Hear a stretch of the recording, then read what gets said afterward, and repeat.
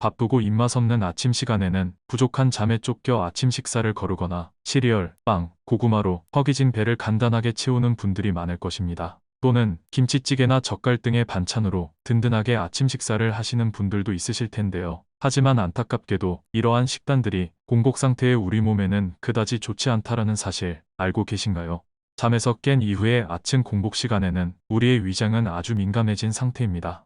이런 상태에서 찌개류나 젓갈같이 염분이 많은 음식을 섭취할 경우 위의 점막이 쉽게 자극될 수 있고 나트륨이 빠르게 몸에 흡수되어 혈압이나 심장 건강에 안 좋은 영향을 끼칠 수 있습니다. 또한 시리얼, 빵, 고구마는 공복에 섭취 시 혈당을 급격하게 올리는 혈당 스파이크를 발생시킬 수 있는데요. 혈당 스파이크를 자주 경험하게 되면 인슐린 분비가 많아져 당뇨의 위험도가 높아지고 혈관 내피세포의 손상을 일으켜 염증이 잘 생기는 체질로 바뀔 수도 있습니다.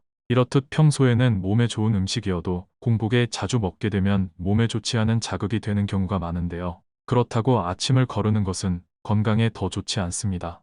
일반적으로 아침 식사를 챙기는 것이 뇌의 건강과 그날 하루의 에너지 대사를 활발하게 유지하는 데 도움이 되기 때문에 공복에 아침에 부담 없이 먹을 수 있는 몸에 좋은 음식을 선택하는 것이 필요합니다. 그래서 이번 영상에서는 맛과 영양을 챙기면서 공복에 먹으면 몸에 정말 좋은 음식 9가지를 소개해드리려고 합니다.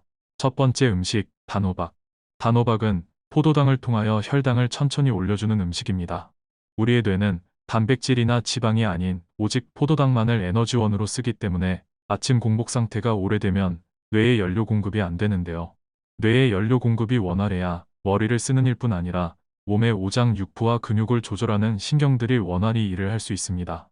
그러니 평소 머리를 많이 쓰는 일을 하는 분이라면 건강한 아침 식사는 필수입니다. 하지만 당분이 많은 음식을 무작정 먹게 되면 혈당이 급격히 치솟았다가 뚝 떨어지는 혈당 스파이크가 생겨 건강에 좋지 않습니다. 단호박은 섬유질이 풍부하기 때문에 맛은 적당히 달고 혈당은 천천히 올리는 대표적인 음식입니다. 또한 장내 이물질을 흡착해 배출하기 때문에 장 건강에도 좋고 단호박의 베타카로틴은 눈의 황반에 영양을 공급하여 눈 건강에도 좋습니다. 호박을 쪄서 아침 식사로 먹을 때에는 올리브 오일을 한 스푼가량 뿌려서 함께 먹으면 베타카로틴이 흡수가 더욱 잘 되기 때문에 더욱 좋습니다. 두 번째 음식, 마입니다.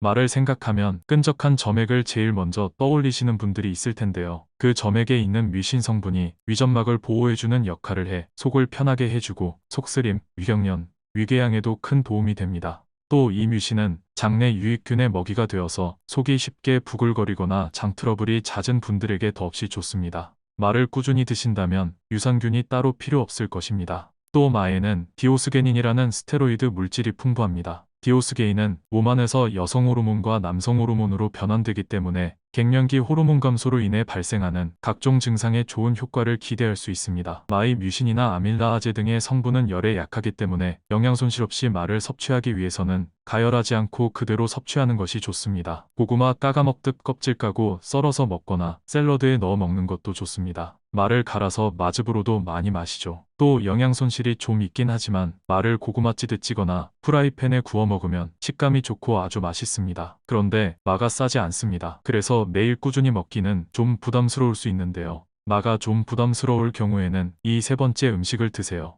세 번째 음식, 감자입니다. 감자 속에는 의외로 비타민이 많이 함유되어 있습니다. 같은 양의 사과보다 비타민C가 2배나 많이 있고 스트레스를 줄여주는 비타민 B1, 식욕부진에 효과가 있는 비타민 B2, 염증을 줄여주는 B6도 있습니다. 또 감자는 칼륨 성분이 풍부하고 클로로겐산과 쿠코아민이 많아 혈압 관리에도 도움이 되어 고혈압, 심혈관 질환 등에 도움이 됩니다. 무엇보다 감자의 녹말에는 위를 보호하는 성분이 있어서 아침 공복에 감자를 드시면 속을 편하게 하는데 도움이 됩니다. 감자의 주요 성분 중 하나인 아트로핀은 위염이나 위궤양으로 인한 통증을 줄여주기 때문에 속쓰림, 소화불량에 좋습니다. 감자는 요리를 하는 동안 미네랄과 비타민 수치가 약간 떨어지지만 껍질째 굽거나 삶으면 영양 손실을 최소화할 수 있어 껍질째 찐 찐감자도 좋고 생감자를 즙을 내서 먹는 것도 좋습니다. 생감자즙은 맛이 생각보다 달짝지근하여 마시는데 부담이 없는데요. 단, 한 번에 100ml 정도를 감자즙을 내고 보관하지 말고 바로 마셔주세요. 감자에 싹이 났을 때 그 부분만 도려내고 먹어도 되는지 고민하시는 분들이 있는데요. 감자의 싹 부분에는 솔라닌이라는 독이 있어서 싹이 났거나 다른 색깔로 물들었다면 그 부분은 반드시 도려내고 섭취하셔야 합니다. 찐감자의 경우 전날 저녁에 미리 쪄놓고 아침에 먹으면 더욱 간편하게 아침 식사를 하실 수 있을 거예요. 감자 대신 고구마를 먹는 경우도 있는데 고구마에는 위벽을 자극하는 타닌과 악효질 성분이 있어서 속쓰림을 유발할 수 있어 아침 공복에는 권하지 않습니다. 소화기가 좋지 않으신 분들은 아침 공복에는 고구마보다는 감자를 추천합니다. 네 번째 음식, 사과입니다.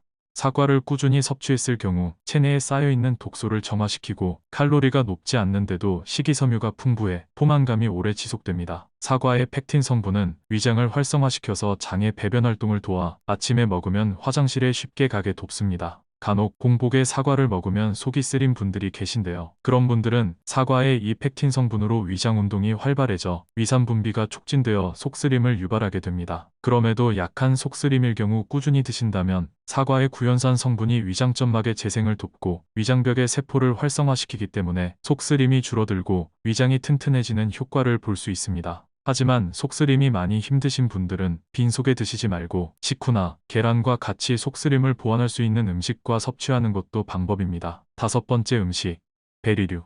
아침 공복에 과일을 먹고 싶은데 사과는 속이 쓰려서 싫다면 블루베리, 라즈베리, 딸기, 오디와 같은 베리류를 추천합니다. 수분감이 많아 촉촉하고 신맛이 적어 위장에 자극이 덜 가서 속쓰림 때문에 힘드신 과일을 좋아하시는 분들에게 좋습니다. 바나나의 경우 상대적으로 혈당이 급격히 올라감에 비해 베리류는 혈당 지수가 낮은 과일이라 혈당이 천천히 올라갑니다.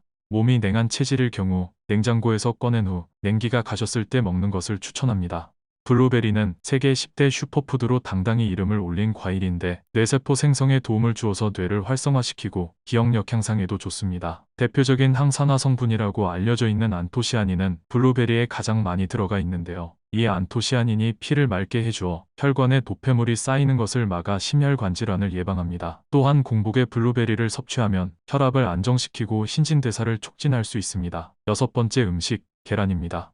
계란은 아침 공복에 간단하게 먹어도 포만감이 유지되는 좋은 단백질 음식인데요. 계란 노른자에 있는 루테인과 제아잔틴은 백내장, 황반변성과 같은 눈질환을 예방하는 데 도움이 됩니다. 또 계란은 기억력 증진에 좋은 아세틸콜린의 생산을 돕기 때문에 머리를 많이 쓰거나 공부하는 학생들이 섭취하면 도움을 많이 볼 수 있습니다. 계란을 효과적으로 먹는 방법 중 하나는 계란을 생들기름과 같이 먹는 것입니다. 이렇게 먹으면 계란 노른자의 제시틴과 토코페롤이 들기름의 흡수를 도와 영양가가 더 높아집니다. 날계란에 생들기름을 뿌려 먹어도 좋지만 날계란이 힘드시다면 계란 후라이를 해서 생들기름을 뿌려 먹으면 좋습니다. 계란 후라이를 한 다음 약간 식힌 다음에 생들기름을 뿌려 드시는 것입니다. 또는 계란찜을 해서 생들기름을 뿌려 먹어도 좋습니다. 아침 공복에 이렇게 드시면 계란의 영양과 생들기름의 효과를 극대화할 수 있습니다. 또 다른 계란을 먹는 좋은 방법은 계란을 토마토와 함께 볶아서 먹는 것입니다. 계란을 풀어서 소금 간을 하고 토마토와 같이 볶는 것인데요. 이렇게 먹으면 토마토 속에 있는 풍부한 지용성 비타민 A의 흡수율을 높일 수 있어 계란과 토마토의 효과를 극대화할 수 있습니다. 계란을 먹는 가장 간단한 방법은 찐달걀입니다. 아침에 바쁘다면 전날 저녁에 미리 찐달걀을 준비해 두어도 좋습니다. 일곱 번째 음식, 양배추입니다.